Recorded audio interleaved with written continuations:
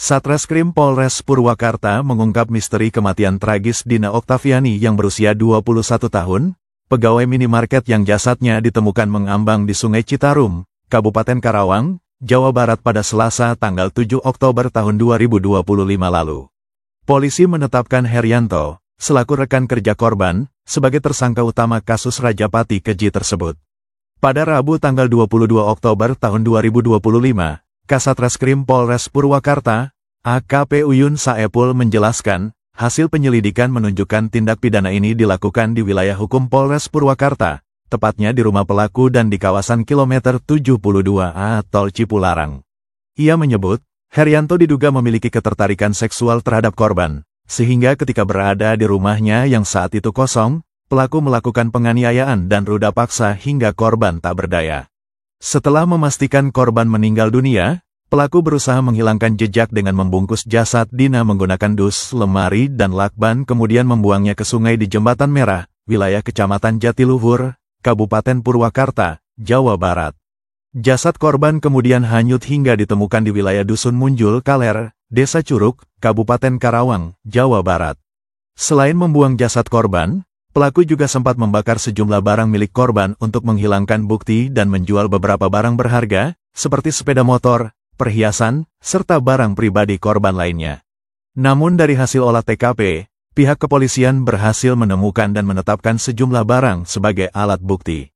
Atas perbuatannya, pelaku dijerat dengan pasal 340 KUHP dan atau pasal 6 huruf B junto pasal 15 ayat 1 huruf J UU RI nomor 12 tahun 2002 tentang kekerasan seksual dan atau pasal 338 KUHP dan atau pasal 365 KUHP dan atau pasal 351 ayat 3 KUHP tentang penganiayaan yang mengakibatkan kematian dengan ancaman hukuman minimal 20 tahun penjara hingga maksimal hukuman mati.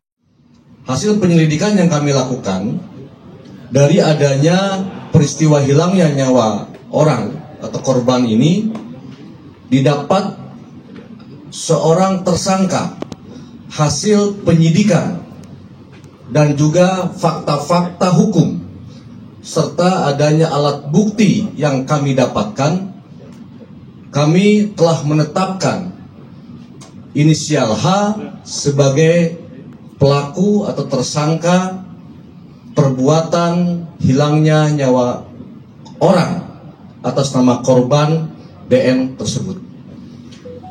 Dari hasil penyidikan yang kami lakukan, kami menemukan motif yang dilakukan oleh tersangka tersebut, yaitu adalah hasrat seksual terhadap korban yang tertarik dengan korban. Dan modus operandi yang dilakukan oleh tersangka terhadap korban, yaitu dengan melakukan penganiayaan dan juga merudak paksa terhadap korban setelah korban tidak berdaya. Dengan adanya hal tersebut, kondisi daripada TKP pada saat itu adalah merupakan rumah yang ditinggali oleh tersangka itu dalam keadaan kosong. Dikarenakan keluarga daripada tersangka ada acara di keluarganya di tempat yang lain.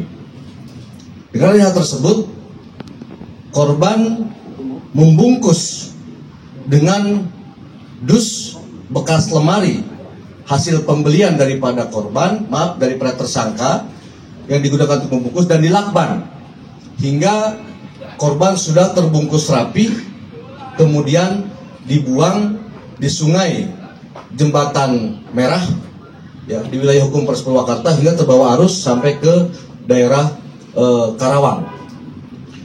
Kemudian pasal yang kami sangkakan terhadap tersangka, hasil penyidikan berdasarkan fakta-fakta dan juga alat bukti terhadap tersangka kami terapkan pasal 340 KUH pidana, Junto pasal 6 huruf B, Junto pasal 15 ayat 1 huruf C, Undang-Undang nomor 12 tahun 2002 tentang kekerasan seksual dan atau pasal 338 KUH pidana dan atau pasal 365 KUH pidana dan atau pasal 351 ayat 3 KUH pidana dengan ancaman terhadap tersangka yaitu minimum 20 tahun dan maksimum hukuman mati. Itu fakta-fakta yang kami dapatkan dari adanya proses penyidikan, adanya alat bukti yang kami dapatkan, dan didapatnya barang bukti.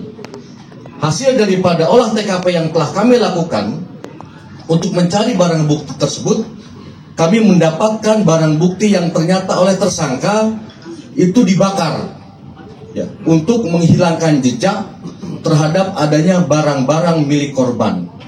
Dan ada juga barang-barang yang merupakan milik korban yang dibawa oleh tersangka untuk dijual, seperti halnya sepeda motor, kemudian perhiasan, kemudian juga barang-barang yang lain. Nah, kami menemukan dari hasil olah TKP barang-barang bukti tersebut, dan hingga saat ini sudah kami tetapkan sebagai alat bukti di dalam proses penanganan perkara. Itu yang dapat kami sampaikan. Terima kasih.